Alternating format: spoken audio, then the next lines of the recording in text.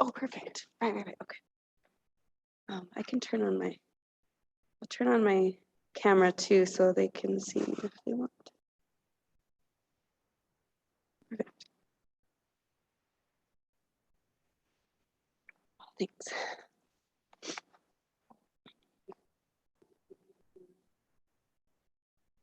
Okay. The handout you'll see on one side is definitions. So these are just some things I'm going to be talking about throughout the presentation, just so you have an idea, and I'll refer to them throughout the presentation, just so you have an idea of the official definition of what I'm talking about. And it gives you an idea kind of the topics I'm going to be talking about. And then on the other side is a list of resiliency skills. And so when I get to, it's kind of towards the end of the presentation, but I utilize the resiliency skills a lot when I work with Indigenous youth and Indigenous communities, just to really help activate and recognize that we embody resilience. And these are great ways that we already use these skills to make it through adversity. So I'll talk about those two towards the end when we talk about applying this knowledge to practice. So first of all, though, I do want to do a disclaimer, because the stuff that I'm going to be going through, it is really heavy and it's a lot of information. So if anything feels like too much, please, I want to create a space where your health is a priority. So if you want to mentally check out or physically leave the room, that is totally okay. Anybody on Facebook, if you want to mute me, that's totally okay. Because I understand that, especially as Indigenous people, this is who we are. And not only do we continue to experience this, but our ancestors experienced this, and we have a really close tie to them still. So please keep that in mind, because you are a priority in this space. Okay. Okay, so let's go ahead and get started. And I use Prezi, and if anyone uses Prezi, you know it is a little glitchy, but I consider myself a professional in this way. So to tell you a little bit about myself, so I grew up in Dixon, Montana. I actually just had a Dixon melon the other day when I flew into Carlisle. My mom had a bag of cantaloupe ready for me, which was so delicious. And I miss it so much, because currently I live in Phoenix, Arizona. So I work for Arizona State University. I moved there to get my master's in macro level social work. I'm actually starting a PhD program next fall in the School of Social Work, so I'm really excited about that. So I currently live in Phoenix. I was so happy to be here today, though, to be presenting. So I grew up in a tiny town of Dixon. A lot of times I do this presentation for people who aren't from Montana, so I always have a map up to, to give them an idea of where I grew up. So my mom is Salish, but my dad is Blackfeet, so I also grew up going to the Blackfeet Reservation a lot, because he grew up in Browning. I do want to recognize that the land that we're on is Indigenous land, and there's I keep this land acknowledgement number up here, so you can text this number wherever you're at in the country, the city or town that you're in, and it'll text you back and tell you what tribe was originally there. So if you ever want to know, if you're traveling or something like that, or if you're doing presentations different places and you do want to do a land acknowledgement, it's a really great resource, and feel free to share that with anyone that you know. If you ever lose it or you don't write it down, you forget, you can just Google it. Just Google the land acknowledgement number and it'll come up. So it's always a really great resource for people if you do want to ever find out where tribes were originally at before European contact. So so as you can see, my grandparents in this picture here, I was raised by my grandma, my grandpa, my mother's parents in Dixon. And due to, my parents' trauma and what led them to being addicts in their life. And my father, he's a boarding school survivor. So he attended boarding schools from the time he was 8 until he was 18. And then my grandmother that raised me, she's also a boarding school survivor. So she went to the Ursulines in St. Ignatius. And so, when I talk about these things that I'm going to be talking about, as Indigenous people, we know that these have a direct impact on us. But I hope that in talking about this and, sharing some of my personal life stories as well, having to do with my own trauma. And then what does that look like in the work that I do now, and especially for my community, but in particular with people who are non-native who serve tribal communities in education and workforce and social services and things like that. That's mainly my main audience usually when I do my work. But I really enjoy working with Indigenous communities because learning this really, it validates a lot of our lived experiences, and that's really important when we're on this healing journey from trauma. So what my presentation consists of is I'm actually going to be going through a timeline of history from the Indigenous era to modern day Indian country. And so, and it's going to be from an Indigenous perspective. So it's going to be, it's, like I said, it's a lot of information. And as you can see from the terms that I gave you, so a lot of this stuff is going to be pretty heavy. But I do want to leave some time at the end. I'll probably give a little break in between the two sections. And then in the middle, and if people do have questions, I can answer some then, or we can discuss some stuff. It's really open, but please save your questions for then. And then I'll leave some time at the end too to answer questions and debrief some of the information.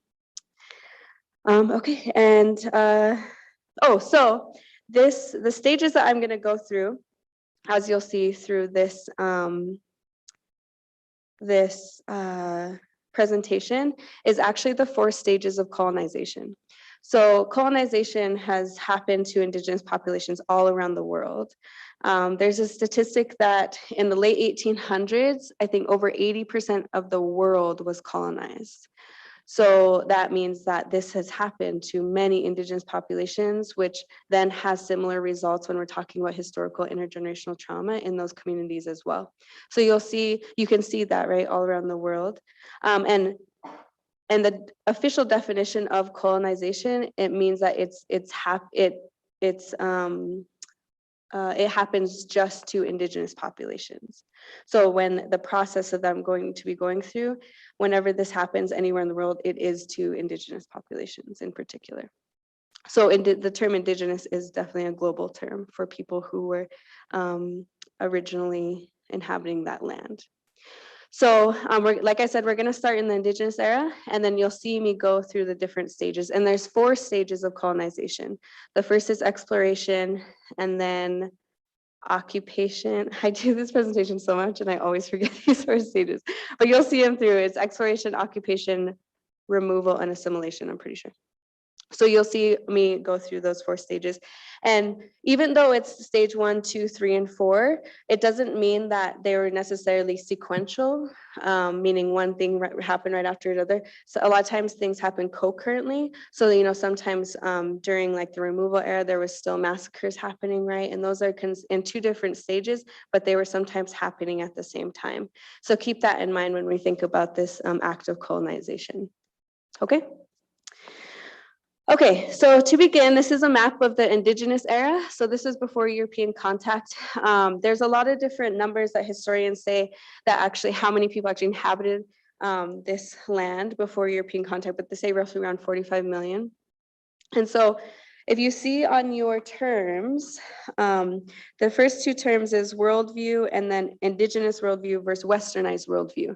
So why I point that out is because when you think about how Indigenous communities function and thrive, we function from a very collectivist worldview, meaning that our individual decisions, our family and our community are always a priority when we're making individual decisions. So a lot of times when we think about the way, even, how we still live in our community now, our family and our community is a huge priority to us. Even when we're thinking about like going in the professions that we go in, right? Or even being a part of the tribe, that's just how we naturally function. What we're colonized by, though, is a westernized worldview, meaning that it's more individualized. So a lot of westernized concepts and ways of functioning are sometimes completely opposite or contrast really heavily with collectivist communities like Indigenous communities.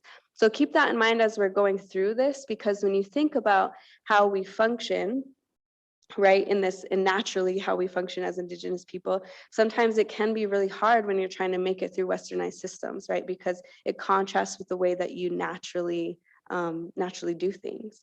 And so when we think about when you think about your own worldview though too, right? Because as Indigenous people, for me to make it through education, right, I had to adapt some sort of westernized ways of functioning, right, in order to make it through that.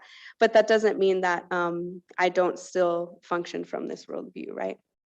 So during this Indigenous era, a lot of Indigenous communities were very non-materialistic. So some tribes had like monetary systems such as like shells and stuff, you know, like on the where they would use those to trade and pay for things. But a lot of tribes actually didn't have their money actually wasn't a thing. And so if you think about even the system of money, it's very new to tribal communities compared to the thousands of years that we were already here, because that's the idea of money actually came when Europeans were here. And so, so we were very non-materialistic, very self-sustainable. We had our own education systems, we had our own Indigenous food, languages, right, child-rearing practices. So our communities were they were thriving before European contact, right, already here and surviving. And we had been surviving here for thousands of years before European contact. And so, like I was saying though, as I'm going through this, really having that self-reflection and working on those, that self-awareness skill, right?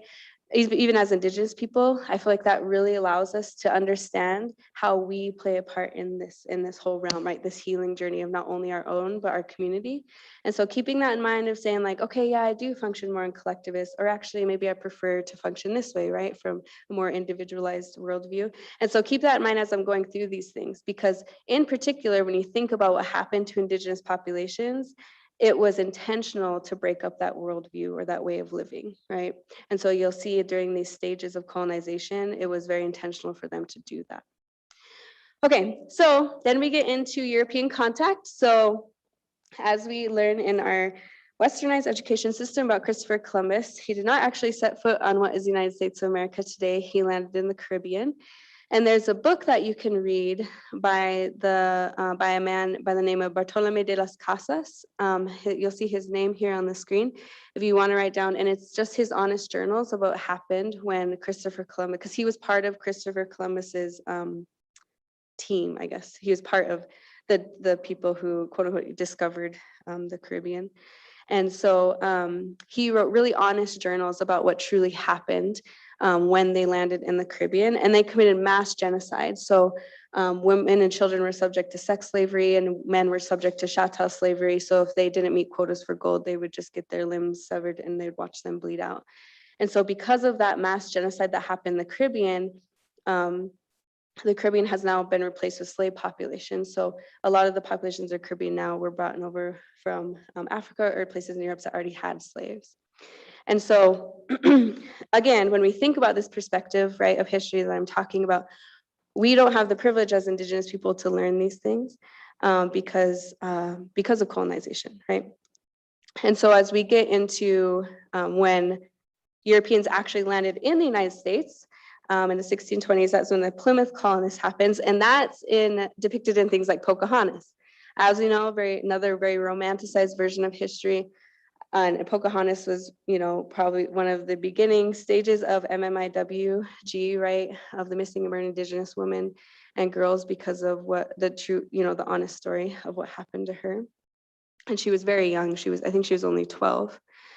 But okay, so when we think about this time, right, we always say, oh, this is so long ago, why do we talk about this? Because it was so long ago. But there are things that Europeans introduced to Indigenous communities that continue to have direct impacts in our community today. So you think of, they introduced alcohol, guns, sugar. So as American Indians, as you know, in the United States, we have the highest rate of diabetes in our communities, and we didn't have diabetes before European contact. So that's a direct result of colonization. So you have to understand that even though it was so long ago, we still are directly impacted by these things. And I always use myself as an example because I'm lactose intolerant. Majority of my family is lactose intolerant. And when I work with Indigenous youth all the time, I make fun of them because I say, you think you can eat that ice cream right now, but you just wait, it's gonna catch up to you. Because we actually didn't have cows until European contact. So I still have the same genetic makeup as my ancestors at that time because I still don't have the enzymes to break down lactose. So you can see how even our bodies still, we're living and breathing and walking pieces of our ancestors, right? And we still carry on these experiences, even though it was so long ago. So And then I just have to say, oh, Turquoise, yeah. that this was a real trauma for me in elementary school Mhm. because we were served milk, and Yeah. where I went to school, we had to drink our milk. Mhm. And the principal would stand at the place where you dump your tray and he'd say, go back and drink your milk. And I couldn't drink it, so Yeah. I'd have to find someone to give it to. Yeah. But I do know of schools that have actually provided alternatives Mhm. to milk. So Yeah, which that's is really good. nice. And did you bring that up? The Upper Bound program in Missoula, because they serve the Blackfeet High School, and when I was or Browning High School, and when I was a RA a couple summers ago, they do the same thing still because it's a federal government, right, grant, and we had to make sure every single kid had milk at lunch. And for me, these are a bunch of little Indian kids, and I was like, I'm not going to make you drink that because I know you're going to be miserable. So you don't have to, but they had to have it. And that's a perfect example, right? Of even our bodies now. And we're in this westernized world that does not,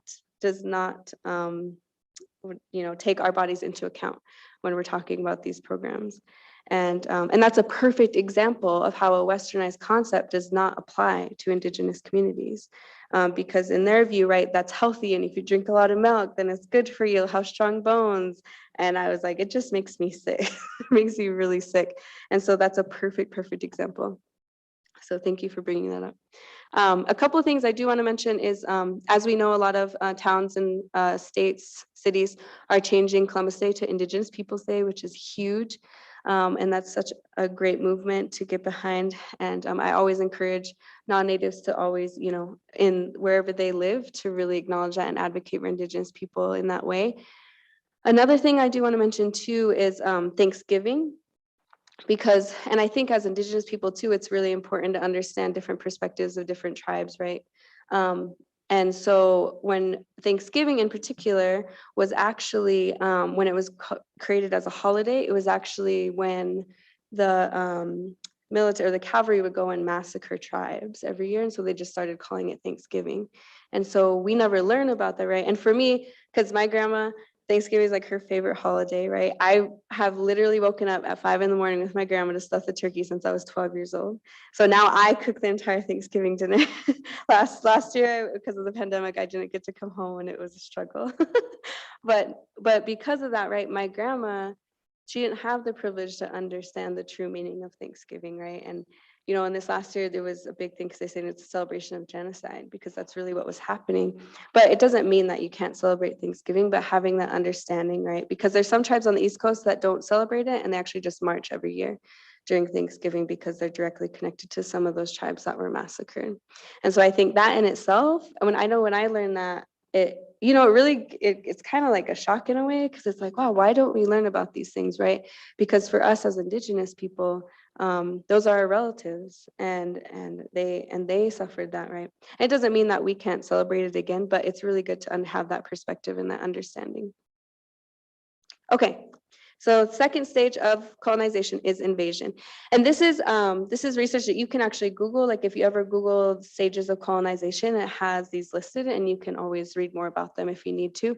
Or if you ever want more resources to read about these things, I can always send them to any of you. I have a good list of resources that you can utilize for this.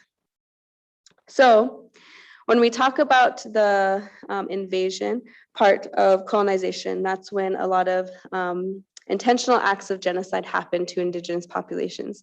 The reason why this was happening is the US government needed ways to eradicate the population so that they could capitalize on the land and the resources that Indigenous populations were inhabiting at that time. And so they did this many different ways.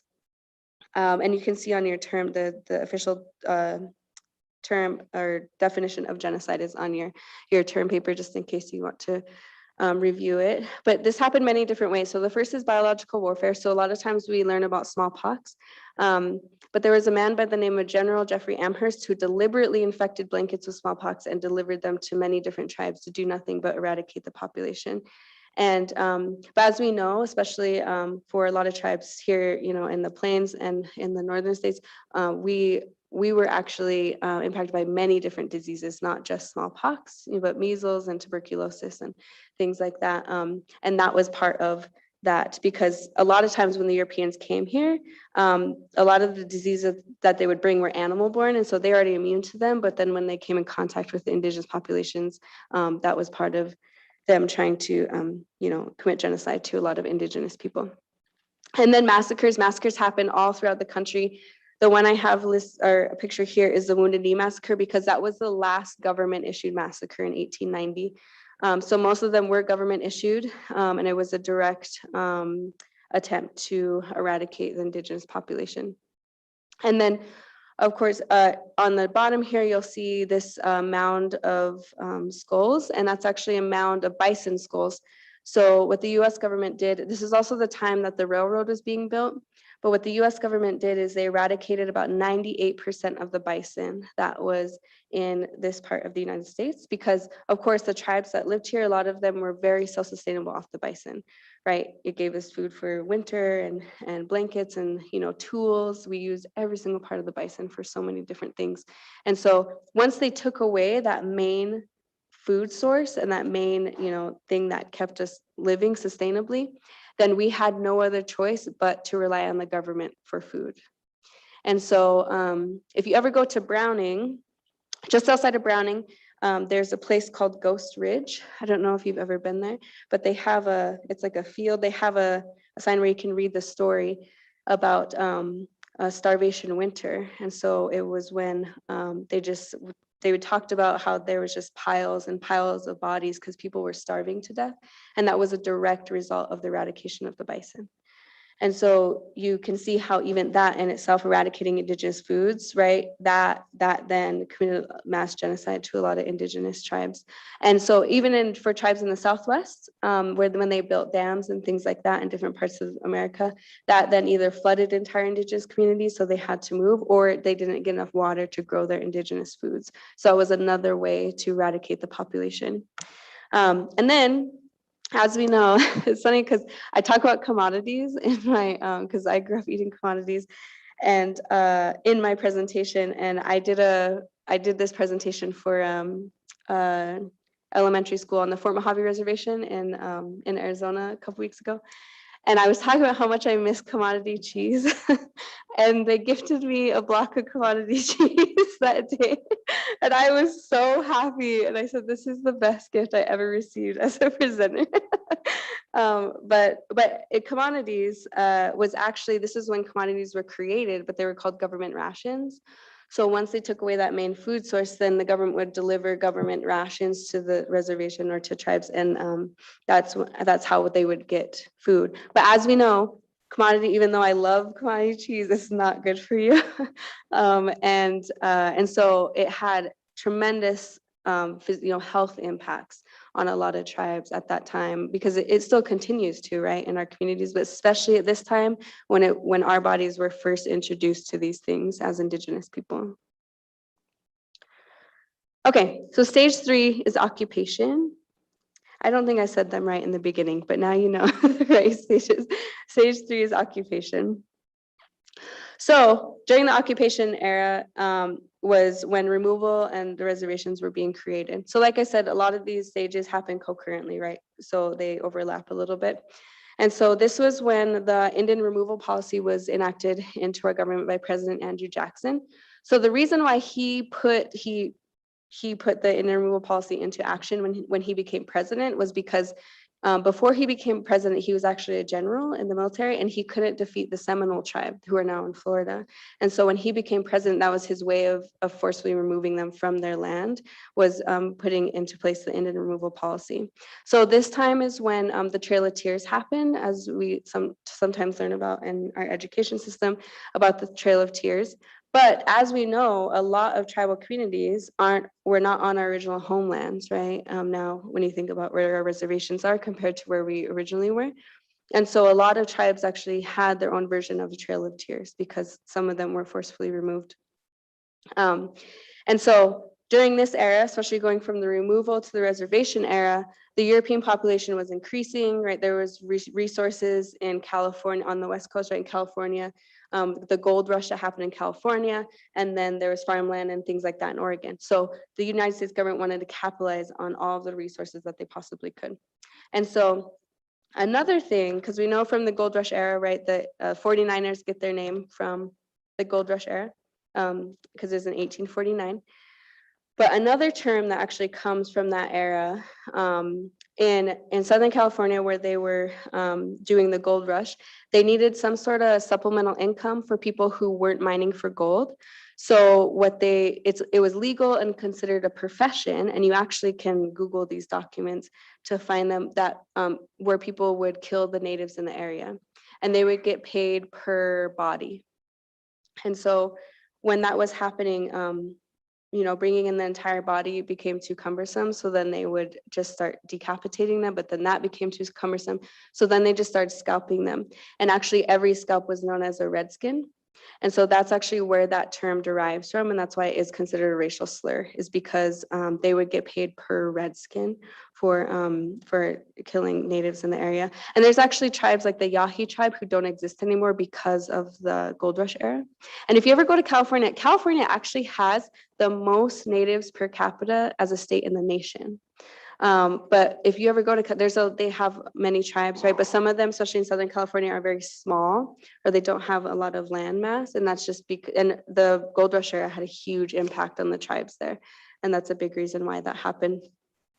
And then also I do mention this idea because when we talk about colonization as a whole, the idea of capitalizing on these resources and eradicating this indigenous population, it comes from what we call manifest destiny. So this is actually an idea of a way of the Europeans or the federal government was functioning from, is called manifest destiny. So if you look at this picture here with this white woman holding a Bible and all the natives and the bison running away from her, and then behind her is an industrial scene. So if you ever Google manifest destiny, this picture will come up. It's a lot bigger, so you'll see like a lot more industrial scene behind her, but this picture depicts manifest destiny. So that means that this idea of colonization was actually, this is where they were functioning from this idea that this is what they were meant to do.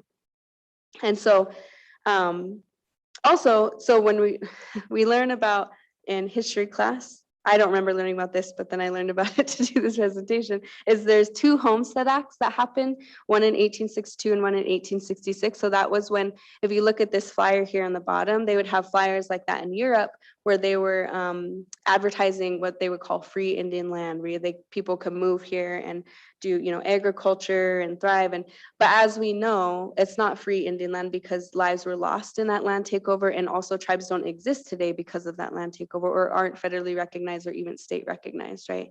And so looking at it from a perspective as an Indigenous person, right, that's important to understand and important to acknowledge. And this actually wasn't the largest land giveaway just in US history, but this was the largest land giveaway in world history. So this amount of land that was given away didn't happen anywhere else in the world. And then I do want to mention Allotment Act, because that actually had a huge impact on our reservation, right? And so when you look at, how it's checkerboarded, the Allotment Act was a way that even after we had our reservation, the government came back in and gave land away to non-natives. And that was very intentional when I talked about breaking up that family units, because they actually would intentionally take land that was in the middle of family units and give that away so it would separate the families. And so that was a way to break up the way that we were functioning in that collectivist worldview. And what's interesting is when my business partner, she's from Fort Mojave and down in Arizona, and I went to her reservation and I looked at their map, and it looked almost so similar to when you look at a map of our reservation. And so I mentioned that as well for them, because the same thing happened to them as well down there during the Allotment Act, as you can see how checkerboarded it is. And so this had that in itself had a huge impact on a lot of tribal communities, not just with land, but just also with the way that we were living and the way that we were functioning. Okay, so this is a quick video. It has no sound, and it's pretty self-explanatory.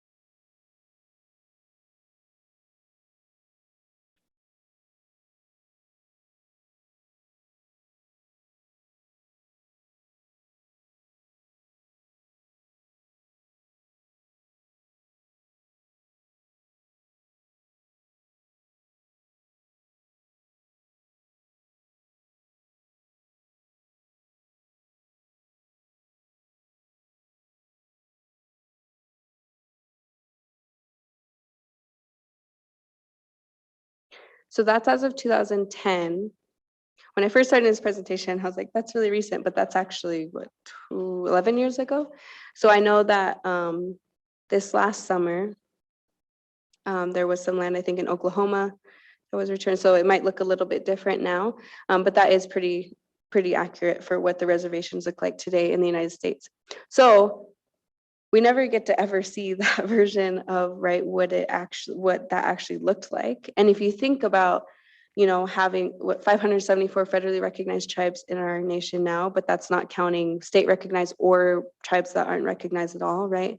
And how much land literally was taken from Indigenous people and how much that means to us. Because when we talk about trauma, right, the idea of trauma too, it's not just in what we experience, but as Indigenous people, we're such people of place.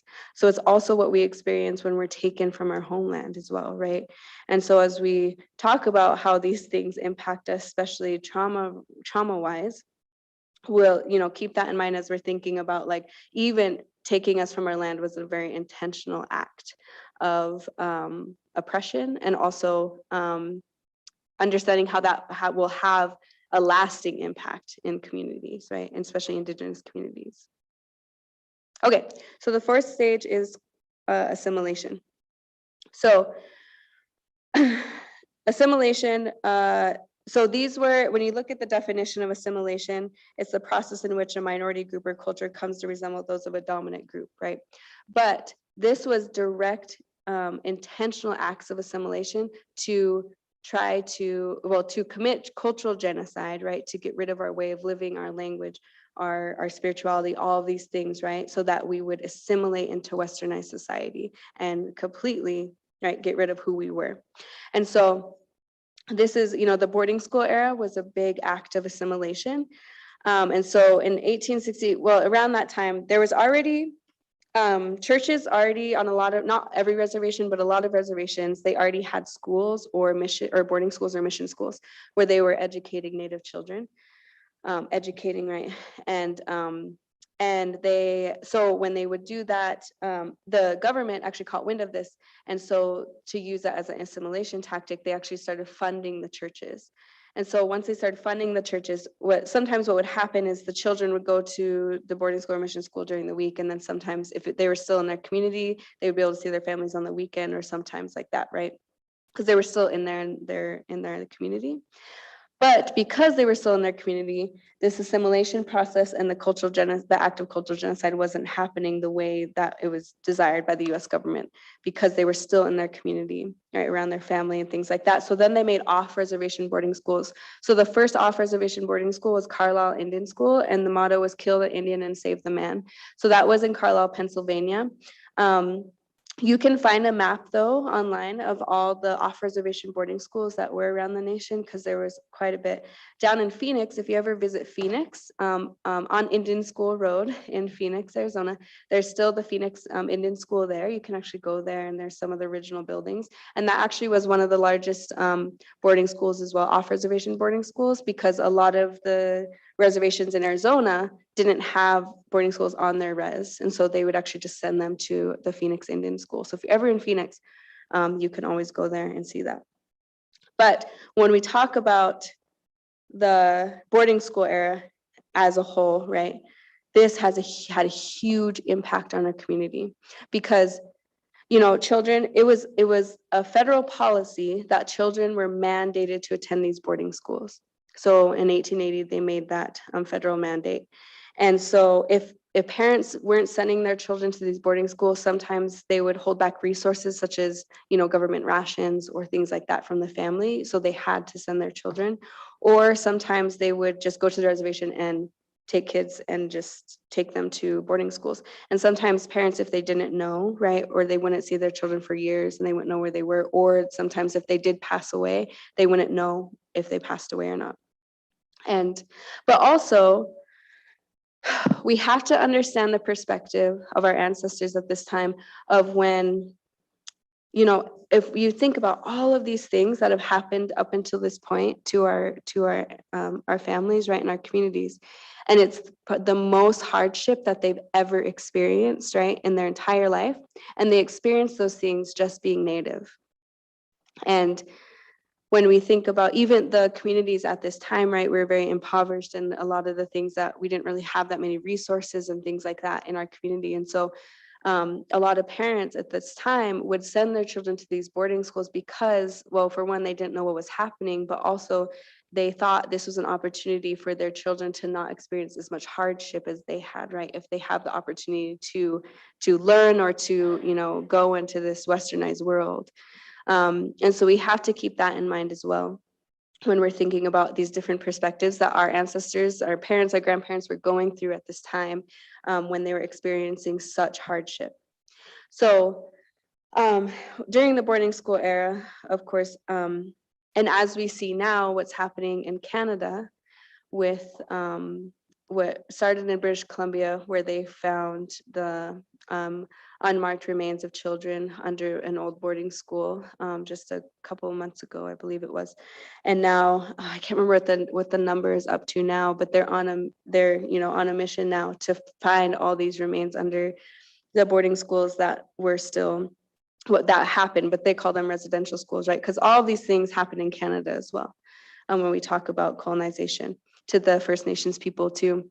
And so even that in itself, we haven't begun to even touch boarding schools in America. And there's a lot. And also they say on record, and I don't know how accurate this number actually is in America because of what was happening in Canada, and we know probably similar things happened in America, but on record they say close to 200,000 Native children died in these boarding schools during the boarding school era. And so, and this is where the act of cultural genocide happened, right? And so to get rid of our language, our way of life, everything.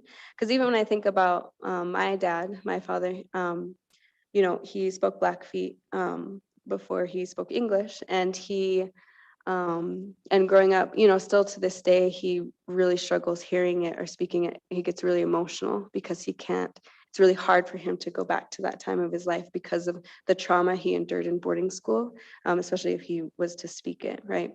And so when I think about even how his trauma impacts my life, right? Not only in like him not raising me as an addict, but also I wasn't able to learn my language, right? I didn't have access to that because of trauma.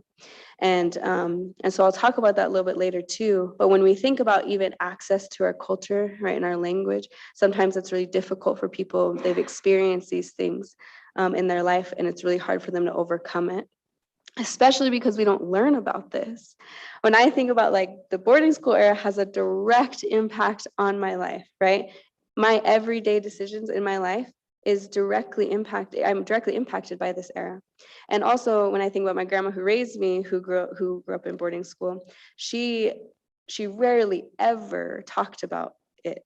Maybe the couple times she did, it was never great stories, but she could never even get to the point of talking about it.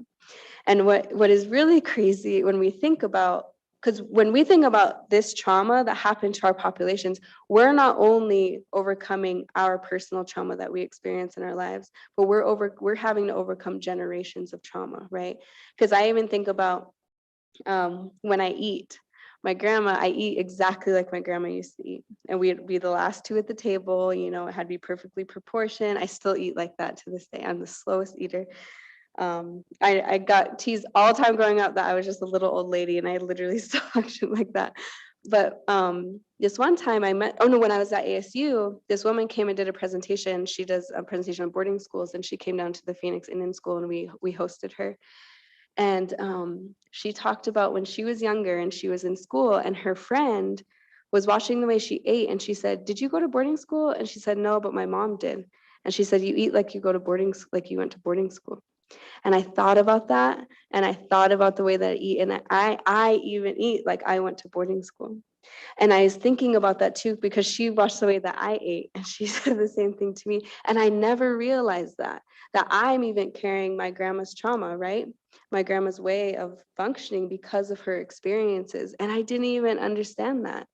And I think that in itself too made me realize that, you know, we have, and if we don't learn about these things that our ancestors experienced, because we have the right to know, right? When I work with Indigenous youth, I say, I tell you these things because you deserve to know the truth, and you deserve to know what happened to literally parts of you, because we're parts of our ancestors.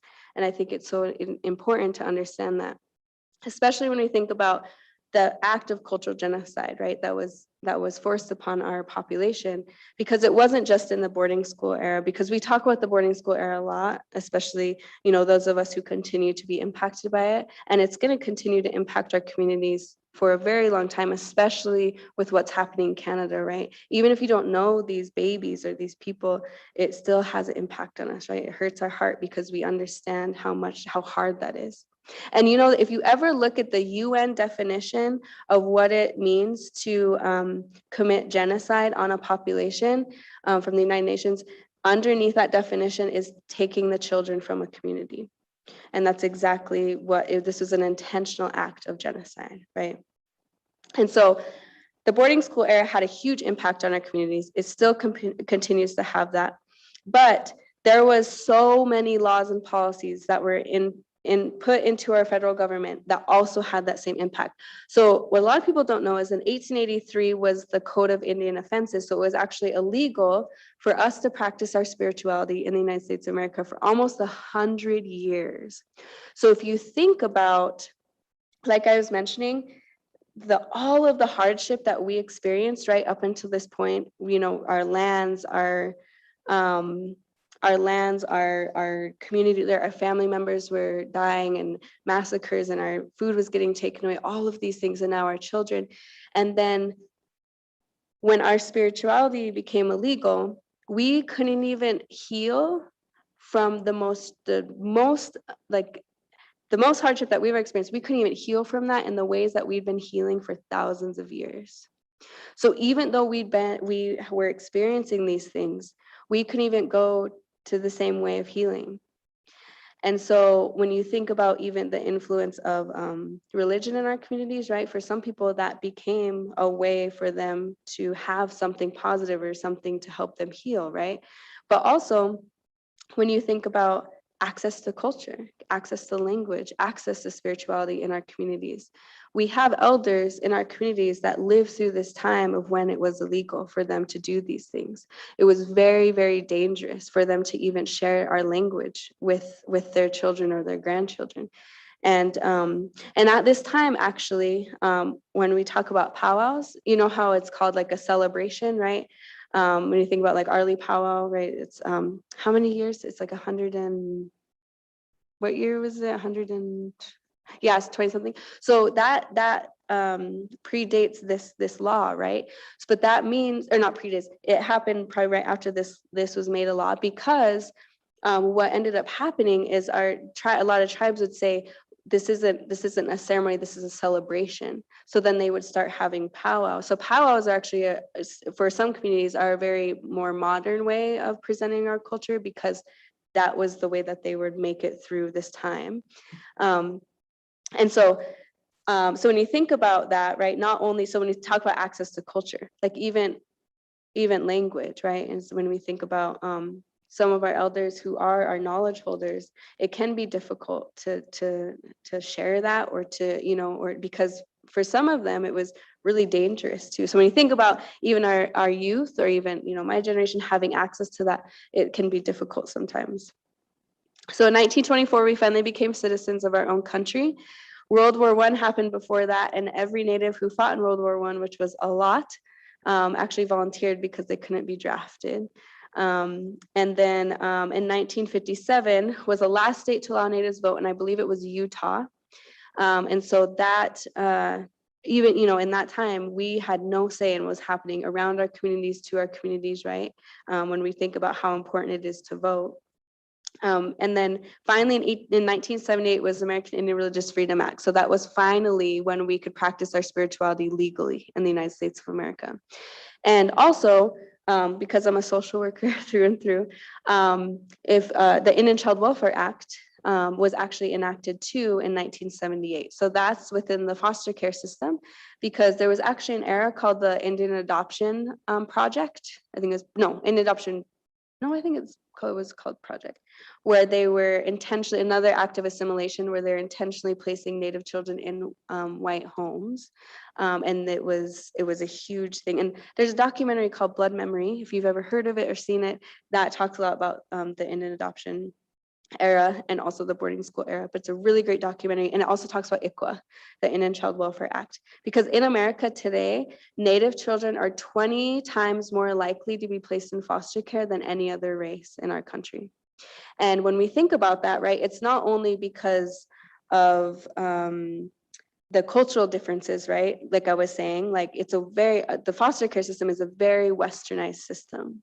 It doesn't take into account our communities or the way that we live, right? The collectivist way that we live. Because even when I think of when I was growing up, truthfully, if I didn't have my grandma, I probably would have been placed in foster care, right? Me and my brother. But I had my grandma and my grandpa, and so they took us in. And I don't know if it was ever officially that they became our guardians, but they were, right? Dixon School knew, oh yeah, Grandma Amy's, that's her kids. And I'm the baby. I'm the last baby that she raised. And so, they took care of us really well. But if we would have went through the foster care system, my grandma's house would not qualify as a foster home, because of my uncle who was living with us, and he was considered a felon from going through getting in trouble for addiction.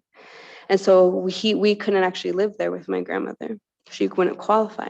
So when you think, right, how different would my life had been if I even was put into that system that doesn't take into account this way that we live, right? And I think about that all the time, because I actually didn't know that until recently. When I do a lot of ICWA work in Arizona now, and I didn't know that until recently. And and that was all these things, I keep learning things as I get older, but it's really, when you think about the systems, right, and these colonized systems that continue to have that and perpetuate the systemic oppression, right, on communities that these systems were not made for, or they weren't made by us, right? And so understanding these ideas and how much trauma that can cause for Indigenous communities, and also how much we can do to be proactive and not, and that's what ICWA does, right? ICWA makes sure that our children stay in our community, because as we know throughout history, when they leave our community, that is an act of assimilation, right? And so when we keep our children in our community because they're our future, that is what ICWA is intended to do. Of course, it's very difficult because, again, it's a westernized system trying to work in a collectivist community. And so we see that difference. There's so many more laws and policies that I don't have time to talk about that have direct impacts on us. One, though, that I do want to mention that was also assimilation policy was the Relocation Act. So the Relocation Act that happened to many different tribes, where if you go to urban areas like Minnesota Minneapolis and Phoenix and Denver and Oakland, right, and some places in Southern California, they have a high population of natives, and that's because of the relocation era, where they would present this relocation program to the community and say, hey, come move to the city, we have jobs for you and all these resources. But then once they would get there, a lot of times they weren't provided anything, and then sometimes it was illegal for them to return back home. I talk about this because my grandma, who raised me, she was relocated to Southern California with her first husband. And just recently, I saw someone, which is Dez's grandpa, and I saw a picture of him on Facebook that people were sharing, that when they lived in Southern California, he actually worked at Disneyland as like a real live native, and he would dress in his regalia and he would work at Disneyland, which is so crazy, right, in that era. And then for some reason or somehow, my grandma made it back to the res, and I'm here because of that. Her rebel spirit made it back, and I wouldn't be here if she didn't, so I'm really grateful for that. But even that, and I had no idea, right, growing up, my grandma would always be like, oh yeah, when we lived in California, and she was raising her first 2 babies, right, and I didn't know that was even a part of the relocation program that she was a part of. But that in itself, that too has a huge impact, especially when you think about urban Native populations in the country. And there's a couple of books that I'll recommend at the end that talk about a lot of these eras. Okay, so this is the break I'll give you guys to kind of it'll take some time. Of course, when I do this presentation, when I get to do this presentation, especially for Indigenous communities, it is what I love doing, right? And especially Indigenous youth as well. And a lot of times I do this for non-native institutions and foundations and people who serve tribal communities, right? To teach them to create culturally safe spaces for Indigenous populations. But I think a consistent thing that I always try to do when I'm providing this much information and that has the potential to really impact us as individuals and contribute to our healing journey, right, of not only us, but our community, is practicing self-awareness and self-reflection. Because even as Native people, to be advocates for our own communities and our families and even ourselves, it's important to practice that self-awareness and that self-reflection, because that's really what helps us understand other people's perspectives, right? And other worldviews. And it honestly helps us learn and grow as individuals as well. So we'll take a 10-minute break. Is that okay? But during that break, I do want you to do a little reflection. So I'll leave these questions up here. I always ask these to everybody. But it's, what is something new you learned? Why did you never learn it before? What emotions are you feeling? And what are you going to do with those emotions? So I think as Indigenous people, as ourselves, this impacts us immensely, right? And so thinking about even those emotions that we're feeling now is important, because the more that we can recognize that, then that's what really triggers our healing journey, right? And it helps us heal in a lot of different ways. And so I will give you guys 10 minutes and then I'll jump back on. So feel free to use the bathroom or whatever you need to do, and then I'll come back. Thank you. Yeah.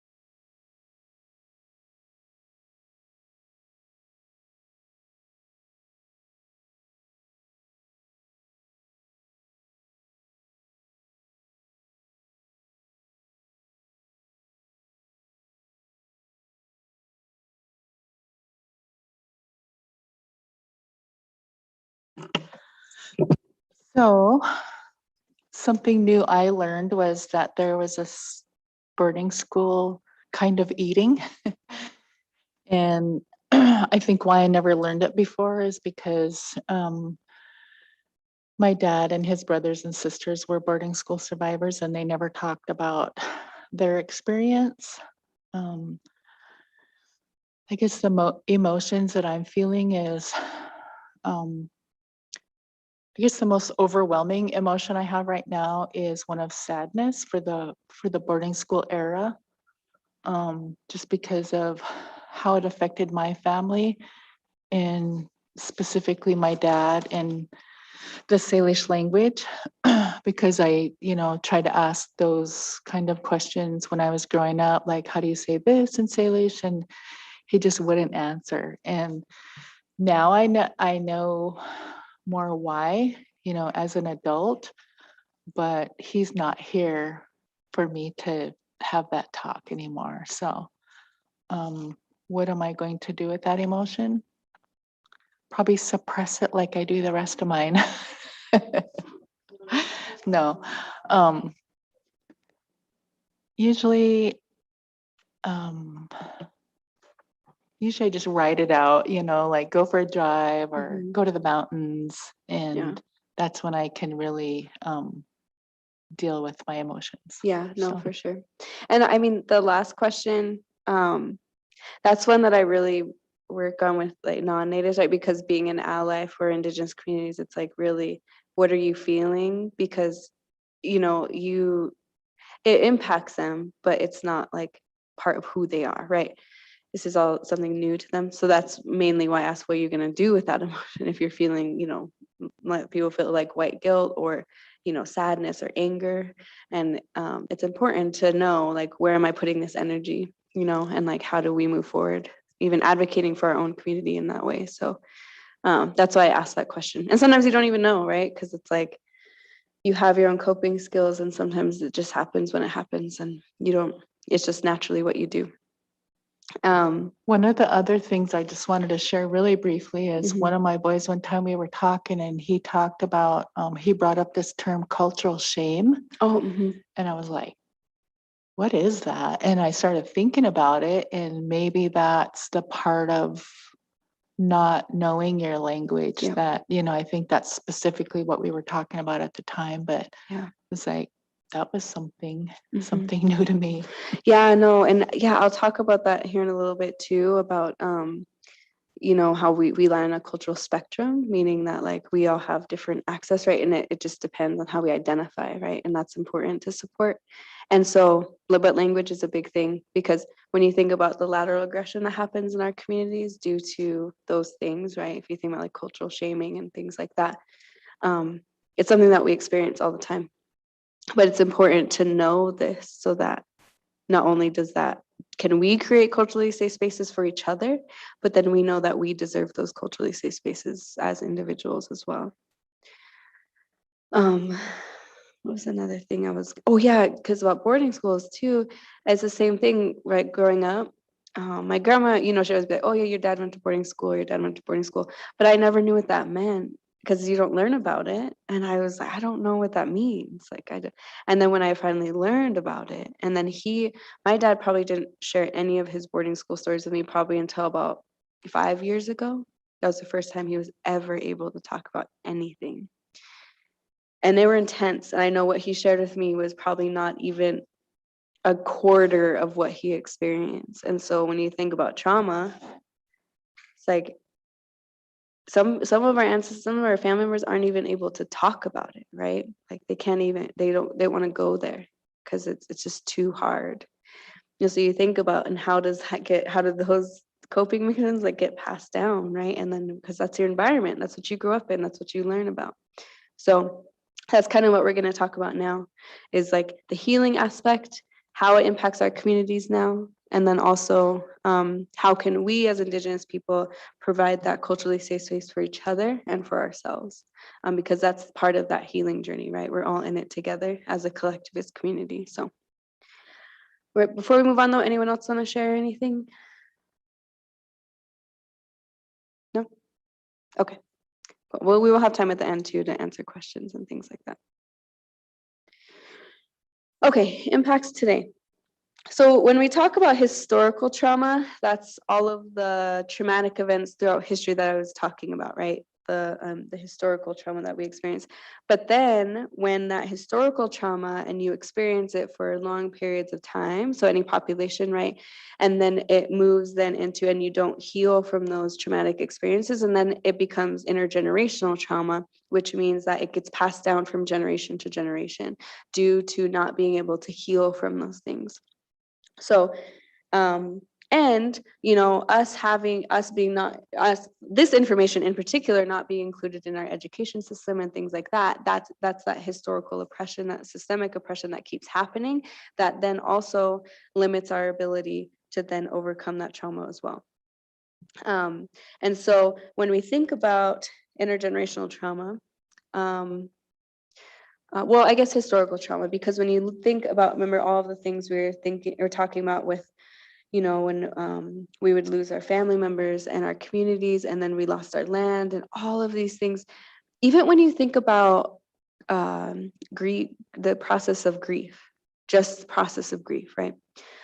When you lose someone close to you, it's a process. The grieving process is it's not like a step, right? It's not that I finished feeling this, now I'm going to move on to this, and when I'm done with that, then I move on. It's a back and forth, right? Some days you feel okay, some days you're back feeling guilty, or some days you feel, you know what I mean? It's this, they always say it's not a step process. It's definitely, you go back and forth. And sometimes people never make it through that process their entire life, right? Sometimes they grieve for that person their entire life.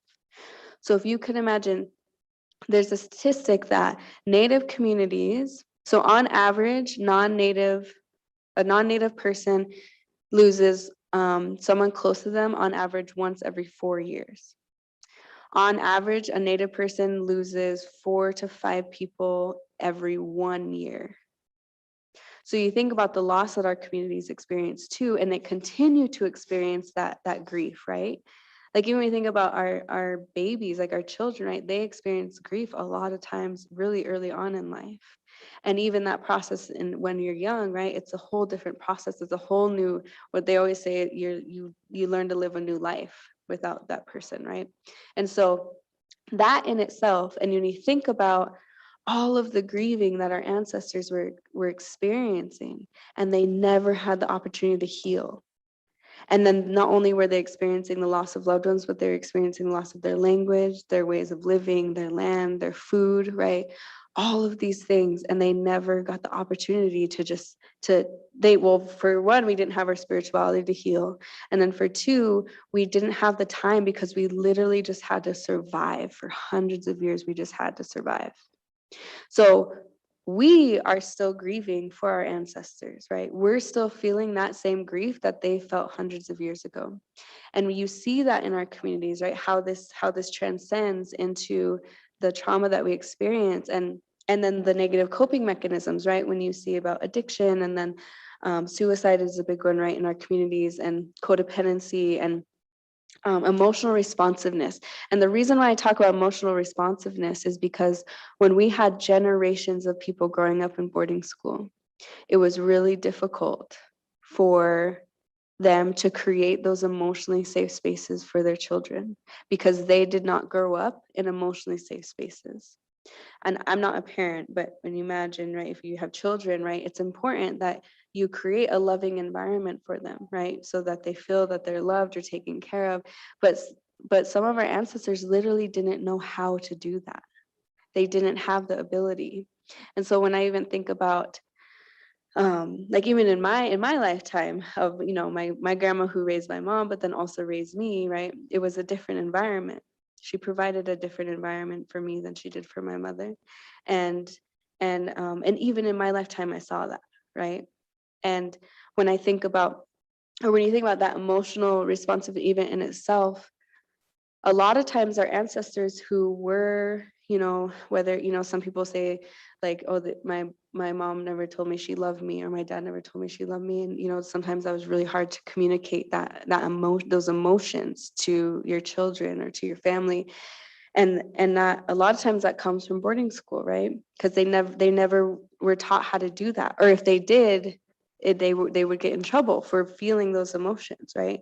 And so when you think about that in itself, just that, right?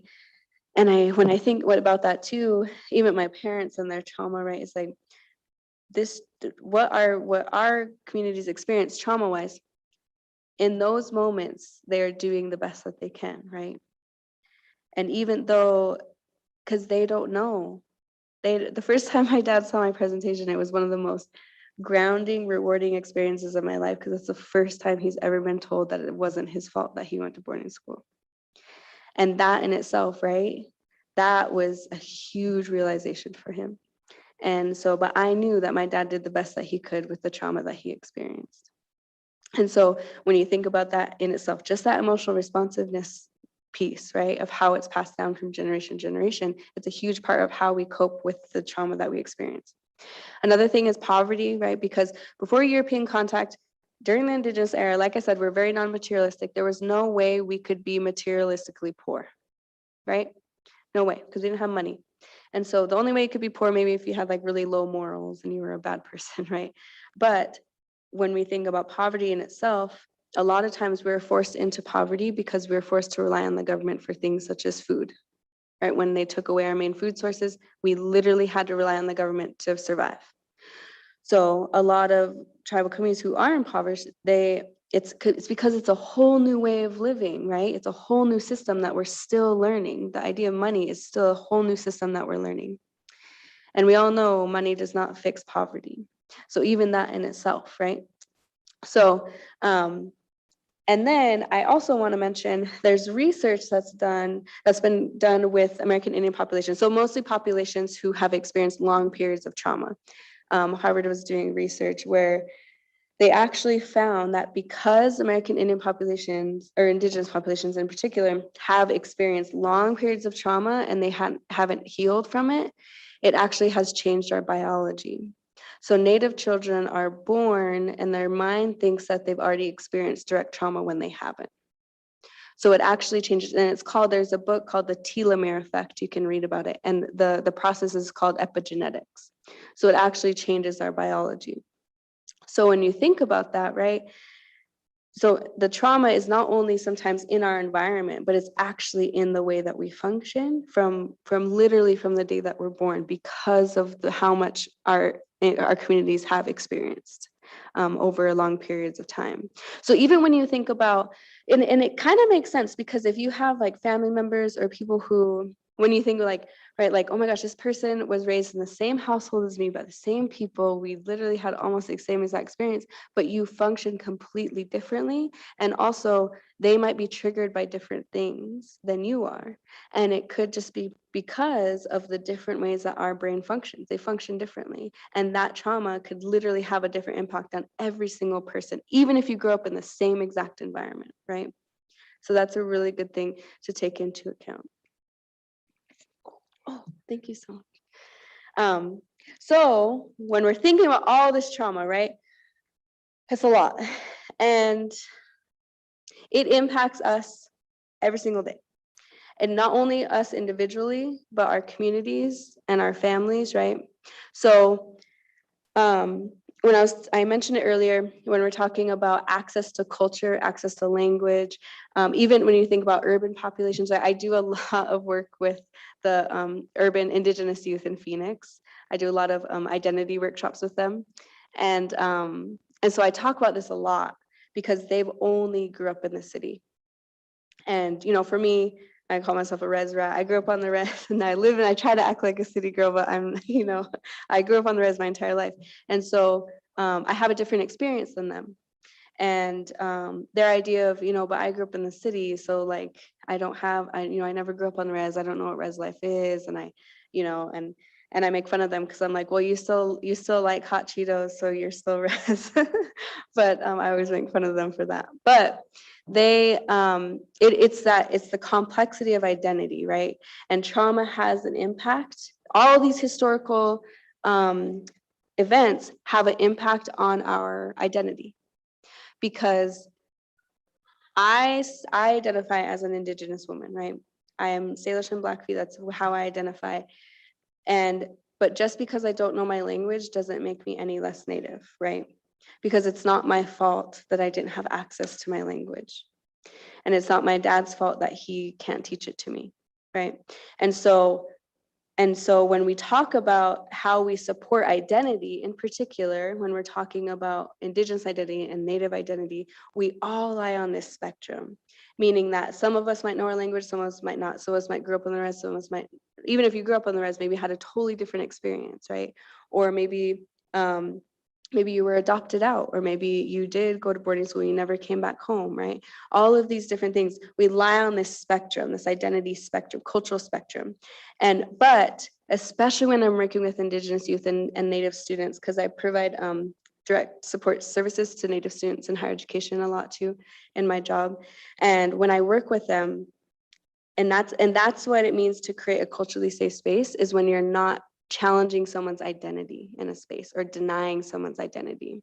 So that means that I recognize that our identities are very complex.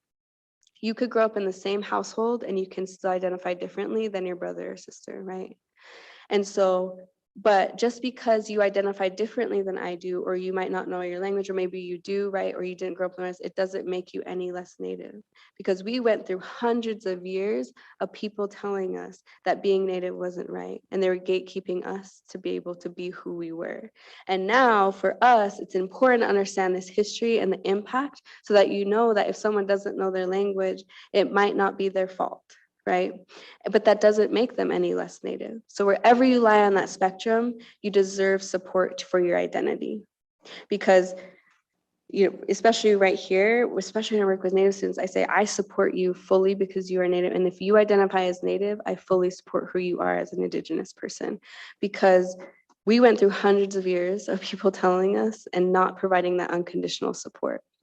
And so that is part of that healing journey, right? Because the more that you support Indigenous identity for Indigenous people, the more successful we are going to be in life. There's research in higher education in particular by Dr. Carlo.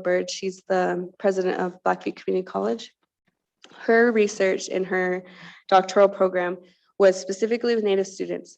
And her research showed that you can provide all the skills you want, whether it's math skills, tutoring, right, reading, writing, all these skills to Native students. But if you don't support their identity, they're not going to make it through education.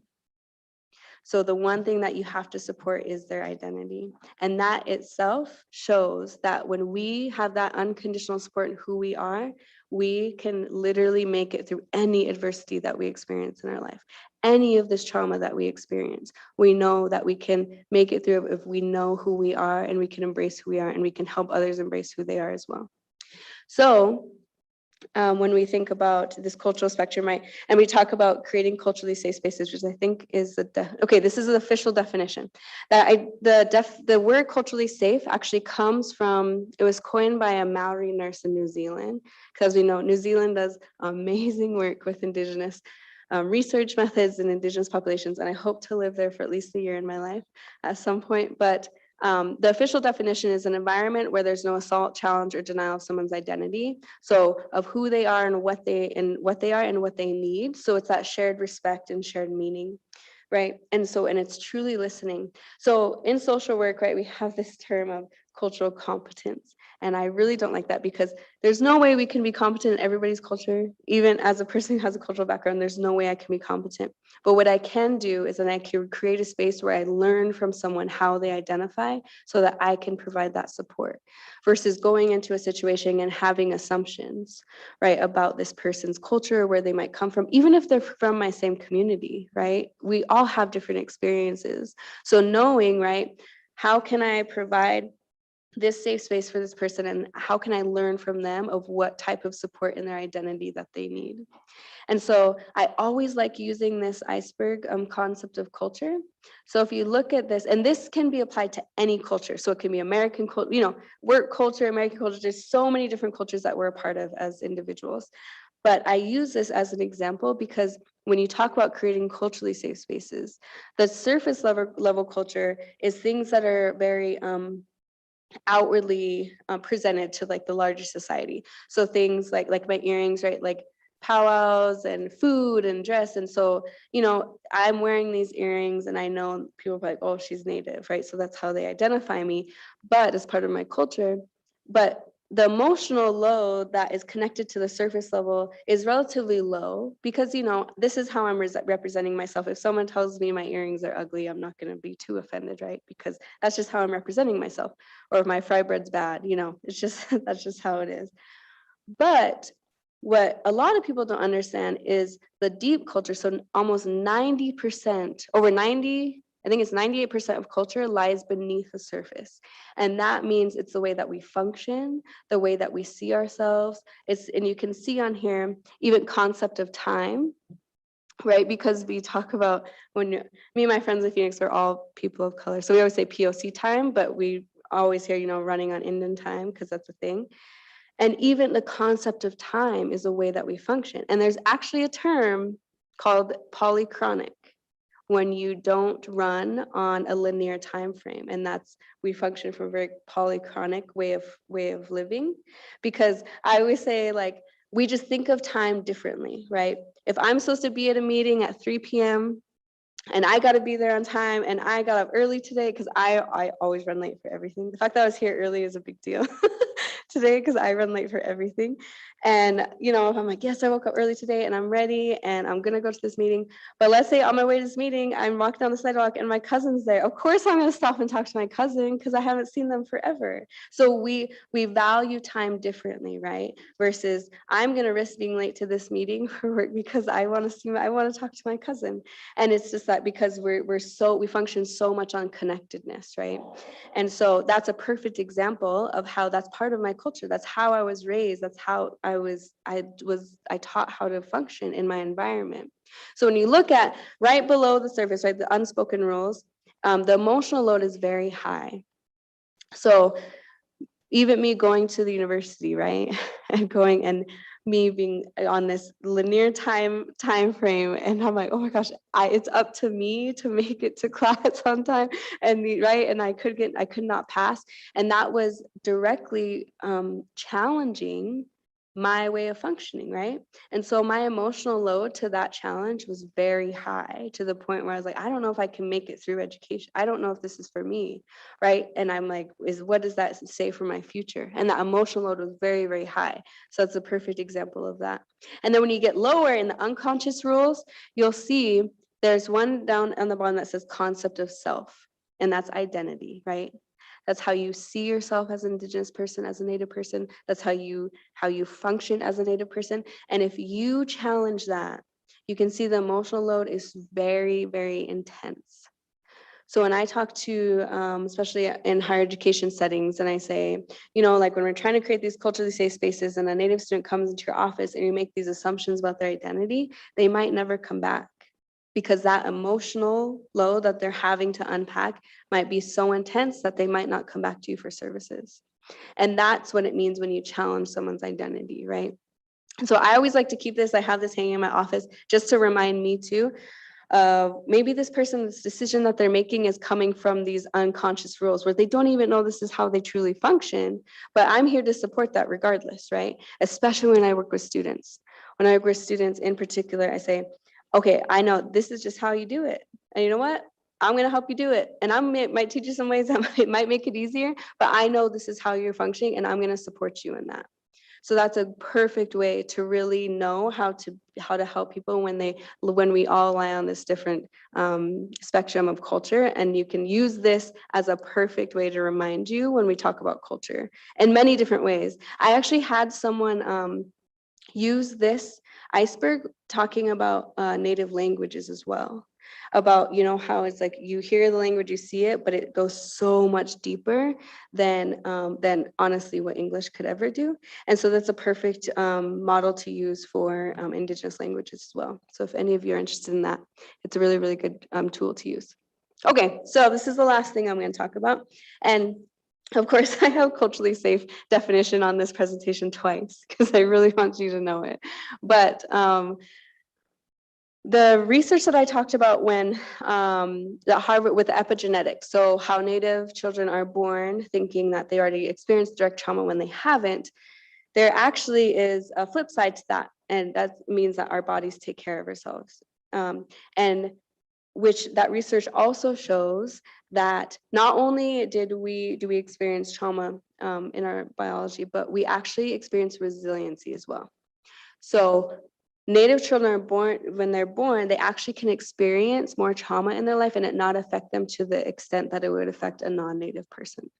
So that means that we are born resilient. We are born with our bodies our minds taking care of us, right? And so when you think about, and just resilience in general, right? The fact that we're still here is the definition of resilience. And I always tell people, we are one of the most resilient populations that you will ever come in contact with, period, in the entire world, right? And I always say, our ancestors stayed resilient enough for us to be here. So of course we know that it's important for us to stay resilient enough for future generations. And that's just how we function. That's part of how we think and how our worldview is, right? But when I work, especially when I work with Indigenous youth and students, these lists of resiliency skills that you have in front of you, this actually came from research as well. So when when I was doing my master's at ASU, I worked for a scholarship program, and my supervisor, she's the vice dean for the Watts College at ASU, and she did this research for her dissertation. And this is actually, she did it with families in the child welfare system, but she came out with these 11 resiliency skills that they utilized in order to make it through the child welfare system. And when I found that out, because I talk about resilience so much when I present this, because that's a result of experiencing this trauma, is I always and I'm like, oh my gosh, that is the perfect thing to utilize when I'm working with specifically Indigenous populations or Indigenous youth, because not only are we surrounded by our communities and our families we stayed resilient enough to be here today, but we literally embody resilience. It is a part of how we already function. And so when I work with youth, there's this icebreaker that I do, because sometimes, and doing it virtually this last year has been a big struggle, but I still have the energy for it, so I take advantage of that. But I do, because sometimes you do icebreaker with youth, where you do what's your if you could have a superpower, what would it be, right? So one that I do with youth, Indigenous youth, when I work with them, is because I'll talk about these resiliency skills, because I'll say, I know for a fact that you already use some of these skills right now to make it through adversity. I already know it. And so I'll be like, so we're gonna do a icebreaker where I want you to tell me your resiliency superpower. What one do you already use? And what is so interesting is most of the ones on this list that really link primarily to how we function as a collectivist community, like social support, humor, right? Humor is a huge coping mechanism for Indigenous people, because research shows that it is a coping mechanism, and spirituality and creativity. Those are some of the main ones that our youth utilize in order to overcome adversity. And so when I work with them, I tell them, I say, you already have all of the skills inside of you to make it through anything that you're going to experience in life. You have the skills to overcome that.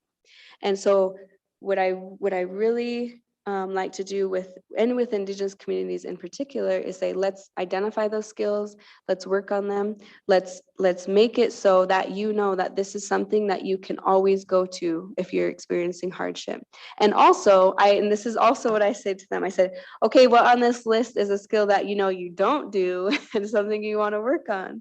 And so then they're like, okay, yeah, I think I could communicate better. Okay, boundary setting, I definitely we could do that better. And so this is this is something that I really, really love doing with Indigenous youth, and even us, right? Because I know that I use a lot of these things in my life today to overcome the adversity that I do, and even to get where I've gotten today. And insight too is such a great one to work on. Even like we were talking today, right? us using having that self-awareness and that self-reflection, that's having insight and having insight on what emotions we're feeling, that helps on our healing journey. So that in itself is a resiliency skill when you're thinking about even dealing with historical intergenerational trauma. Because like I said, we just don't deal with our trauma, we deal with hundreds of years of trauma. And so so use this, keep this. I always love doing this type of work with Indigenous youth, or just Indigenous populations in general, because having this, even this presentation and all this information, it validates our lived experiences. And like I said, we deserve to know what happened to us, and we deserve to heal, because we are still here and we are thriving. Our communities are we're still functioning the same way that we were functioning before European contact, and we deserve to function in that way. And so that is all I have for you today. My email's on here. If anyone has any questions or any comments after this, you can always reach out to me. I always like reading this at the end, and it says, every native born into this world is a victory against colonialism and attempted genocide. You are the resistance, your hope made flesh. And then also there's a couple of books on here that I listed. If you want to read, They're There by Tommy Orange is really good. Really, really good. It talks a lot about identity, because it talks about natives who live in Oakland from the Relocation Era. And it is a lot about identity, because they all identify differently, and there's trying to figure out, if they're a real native or not. But, it really comes down to you're native, and that's what matters. And so that's a really, really good book. And then Carlisle versus the Army is a really good book. I don't know if anyone in here has ever read it. But yeah, it's about Jim Thorpe, actually, because he went to Carlisle, and they had a football team, and the United States Army had a football team. And actually Pop Warner, who created the NFL, he was the one who created this time for them to play each other. And Jim Thorpe actually ended Dwight Eisenhower's football career before he became president. So it's a really good book, really good read.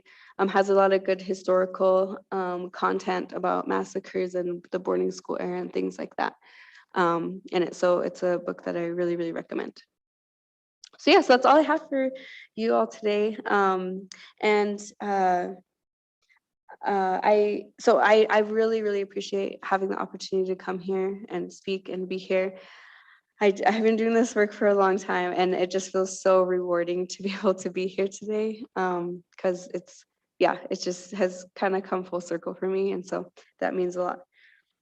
So if anyone has any questions or comments, I think. So if anybody wants to borrow that book, there, I have it. Oh, perfect. It's one of those books that it feels like, what? When you get from the first chapter to the second one, you're like, what? Is this like a series of short stories? But then finally at the end, you kind of get it all comes together. Yeah. But it's one of those books that you kind of have to read over, I think I loaned it out, but I'm pretty sure I know who has it. So if anybody wants to borrow it, it's a good one. Yeah, I look forward to reading that Carlisle versus the Army. That sounds like a good one. It is a really good book. I think I listened to There on Audible too, and it was Tommy Orange reads it if you get it on Audible. Okay. So that's a really good way to listen to it too. So he was at the University of Montana and did like a reading and a book signing and stuff at the Payne Center. Yeah. So that was pretty cool. I saw that. Well, I just want to thank you for the presentation. That was really, really good. Thank you. I feel like it's one more step towards decolonizing. Yes. And that's just a whole new area that we need to embark on in our own healing journey as individuals and as a nation. Definitely. And some of the things I've been trying to do that fits right in with this is I'm listening to these podcasts called Indigenous Futurism.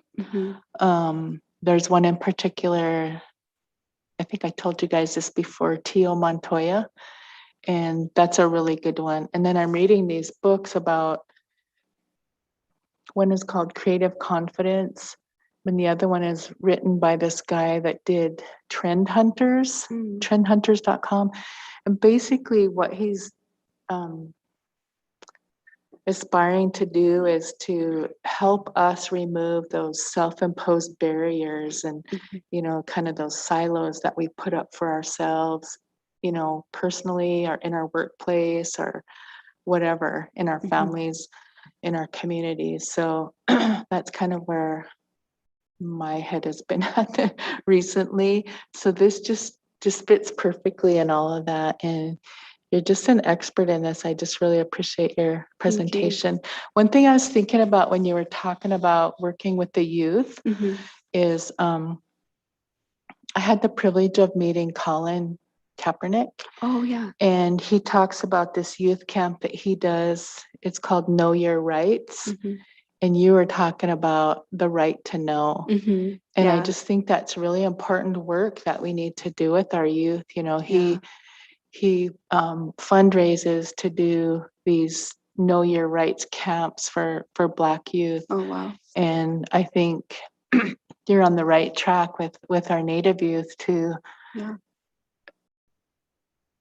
educate them on their right to know, because a lot of this we don't know. We don't know why we're dysfunctional or why our families are the way they are. And I've tried to do work, some healing work, and I've learned about the epigenetics and why those like we're on this even keel, and then something happens in our life and we get like I could just picture it graphically. I don't even know the words, but it was put on by the National Native Trauma Center.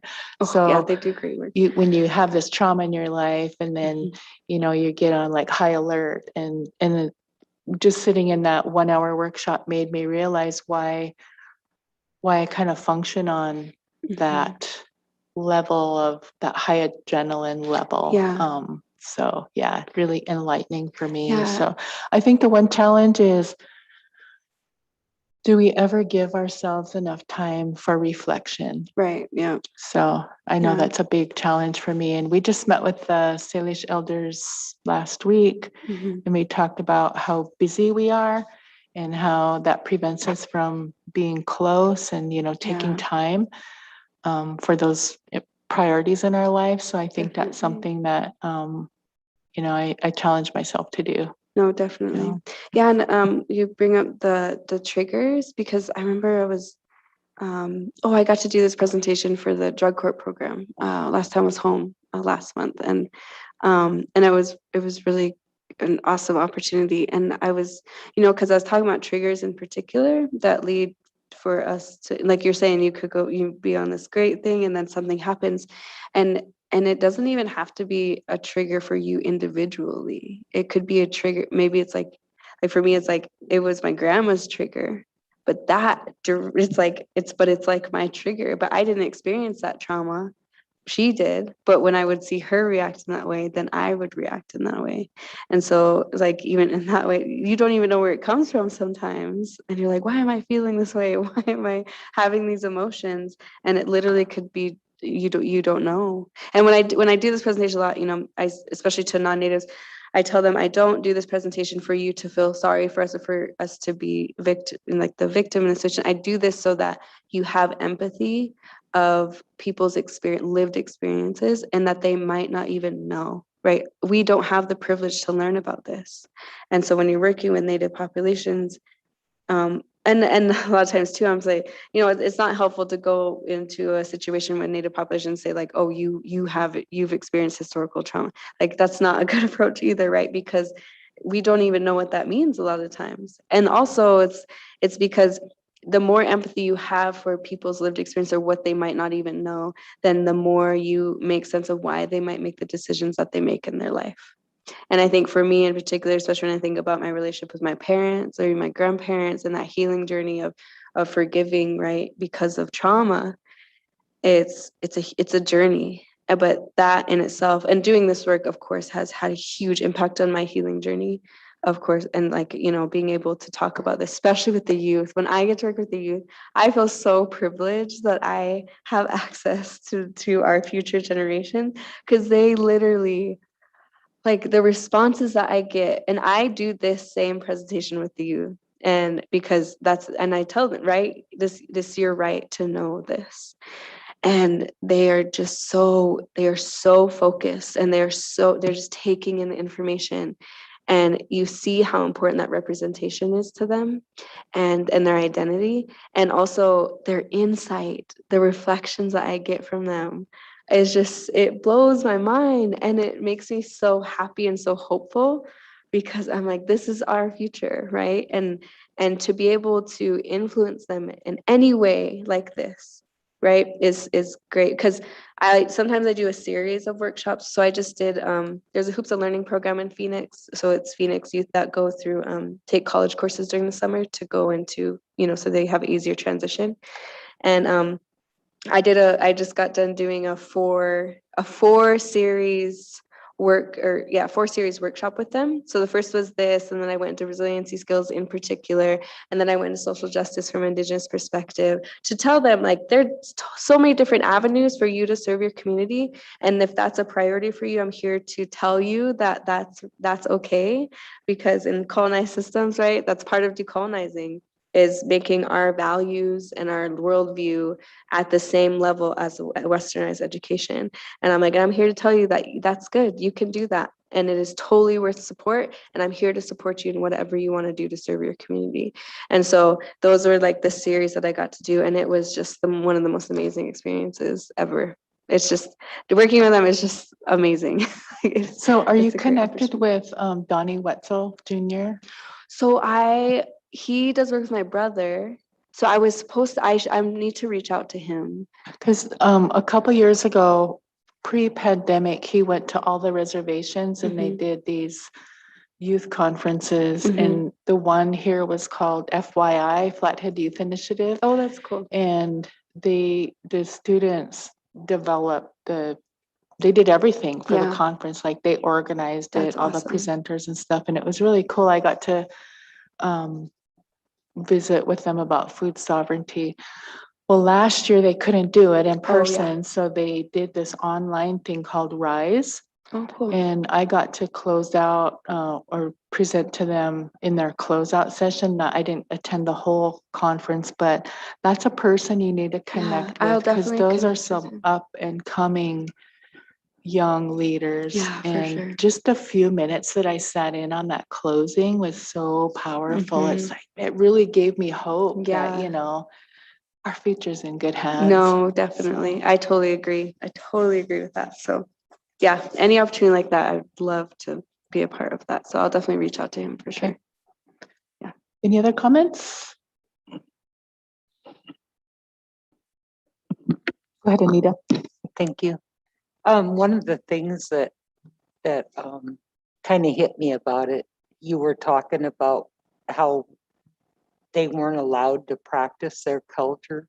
Mhm. You've seen so much of that. It wasn't popular, to be an Indian. Yeah. So a lot of them tried not to. I always tried to understand my dad and his family, Mhm. and they were grown up during the 20s and 30s. Mhm. And like you said, back until 50s, was it? 78, I think. I can't Right. remember. That's when they started the culture back with the Oh, cultural yeah, yeah. committees. But prior to that, they weren't taught anything. My grandmother could speak very fluent. I Mhm. remember going with her to Rosie Matt's house, Mhm. and they were talking up a storm, but she never taught it to her kids. And at that time, like you said, I think probably they were scared to death of Yeah. being put in boarding school. Yeah. And they ended up being put in public schools. Mm. Dad never talked about it much till the end, and then he was talking about how they were treated, and this was in Seti Nation. Mhm. And they talked about they had a different colored lunch ticket for the Indian kids. He said every morning they had to tell them, all right, all you Indian kids go down to the gym, we're going to check you for head lice. Well, right there saying that all Indians had head lice. I Wow. mean, it was awful. You wonder about the treatment that they even received at a public school by Yeah. trying to fit in. Yeah. But it was awful. I don't know. I think in a lot of ways that was even worse because he suppressed a lot of his feelings Yeah. until way, way late in his life. Mm-hmm. But I just wanted to mention that when you were talking about, and I hear, you talk about the children being took and how their parents didn't know. Yeah. I know several people who would be probably about in their 70s right now talking about the Ursulines Mm-hmm. and how they cried every night and Yeah. spanked and food took away from them. Yeah. And I don't know if the parents knew, probably not. Yeah.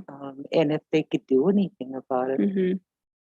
But Yeah. that's horrible because you see, like you said, what happens in the long run and how their lives have turned out. Mm-hmm. So, like you said, the empathy to see where the people are at. But I enjoyed your presentation today. There's a few other things I probably could say. No, definitely. No, thank you so much for sharing that. And I think that's why it's such a reward for me to share this with, Native communities, because it helps us make a lot of sense of like our family and our lived experiences.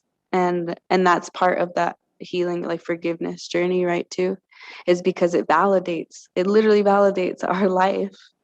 And like I was saying, being able to experience that with my dad or even my mom, and my unfortunately my grandma never got to see my presentation, but even in that instance, right, just the fact that I could validate my dad's experience, like that's huge.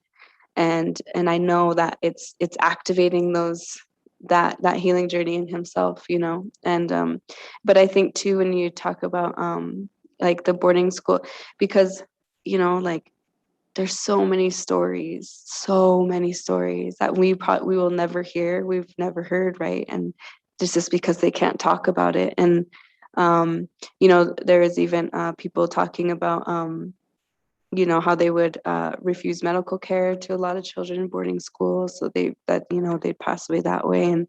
And there was another story where you talk about language, because a lot of times it was really dangerous to share, to even speak the language or share it. And I know an elder from another tribe, he was talking about like he spoke the language fluently, but he didn't learn it till later on in life. And his mom knew it fluently, but she never taught him. And I remember he said when he got older, he asked her, like, Mom, why did you never teach me the language? Like, obviously it's now my passion and my career. And her response was, because I love you. Because for her, it was really dangerous. And that was her protecting him, was not teaching him the language. And so right, like that, just the psychological impacts that has on an individual, let alone generations, like that we're still healing from that. And that's a perfect example of why, it's like when you talk about identity, we're all different, right? And a lot of it's not our fault of why we don't know these things. And so yeah, again, I just thank you for sharing, and I just so happy to be here today. I'm flying back to Phoenix tomorrow. It's a quick trip home, but it was totally worth it. And I hope to be hopefully coming back a lot, maybe next year, to do more things here on the res. So it's my hope, my dream. Well, you're invited to the Dixon. I don't know if you went by the agency, but we've got our building up. So whenever you're around, Oh. set it up with me. Okay, yeah, I'm sure we definitely. could set it up on sometime with the district meeting or something. Yeah, I would love to do that. Yeah, I'd enjoy that, and I'm sure Yes, they would too. Yeah, I would love to do that. Yeah. Oh, yeah, that would be great. Thank you. Definitely. Yeah, of course. So Secretary Interior Deb Holland announced her boarding school initiative. Yes. And one of the things I hope to discuss with the elders, we were going to try to do it last week, but we ran out of time. but we need to start talking about how we're going to approach that Mhm. healing journey here as a tribe. And so we'll definitely keep you in mind to Yeah, bring definitely. back, with a larger group or a different group or Yeah. whatever. Yeah, of course, So, for sure. I'll come and get one of my cards before Okay. you leave, and Yeah, I will. I'll connect you with Donnie Wetzel Jr. Oh, too yes, at that would be OPI. great. So, Yeah, okay. that sounds good. Anyone else? Okay. Well, thank you so much. Yes, of course. That was Thank great. you so much. I'm gonna X out of this. So And I love that. Did you call it Prezi? yeah, Okay. I know. Des was just saying that too. She's like, I I have to love try Prezi. that. I love it because I'm like, I love being creative, and Prezi just, it's so creative, and it just lets me do what I want with. I've seen it before, but I didn't know. I was like, oh, that's a pretty cool PowerPoint. I guess it's Yeah, not. and it's online, so I don't have, so I have access to it wherever I go as long as I have internet. So it's really, really convenient. So it's nice. But yes, thank you so much. Oh, I guess I could turn this off. Should I turn this? All right. Well, thank you. Travel safe. Yeah.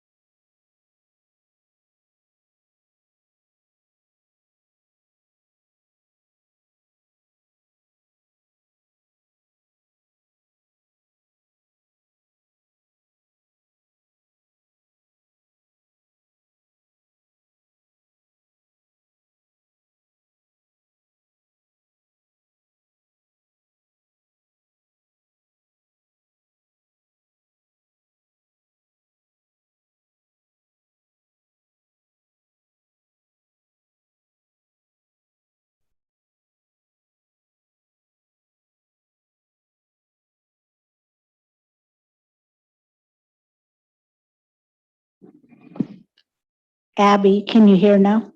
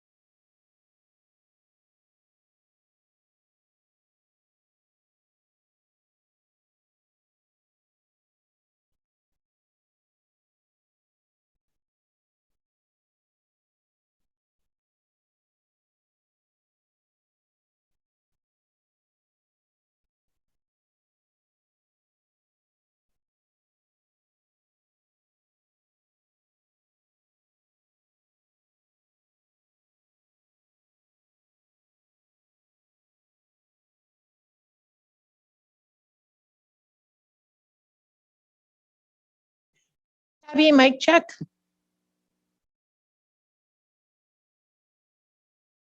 Yeah, I can hear you.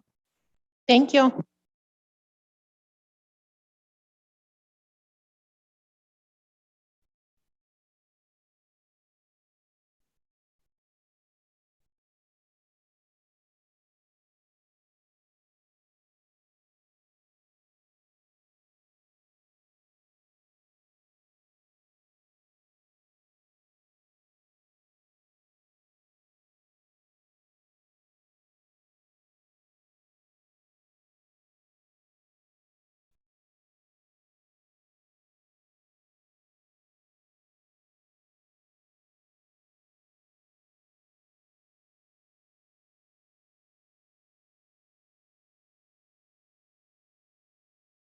Jim, can you turn off the air conditioning?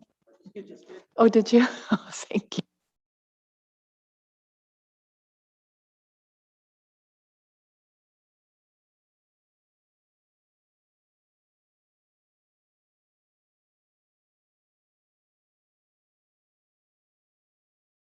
I just turned it down, Jim.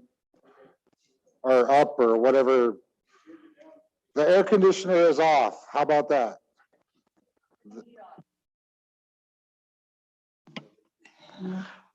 Rhonda, can you come up? I think we want to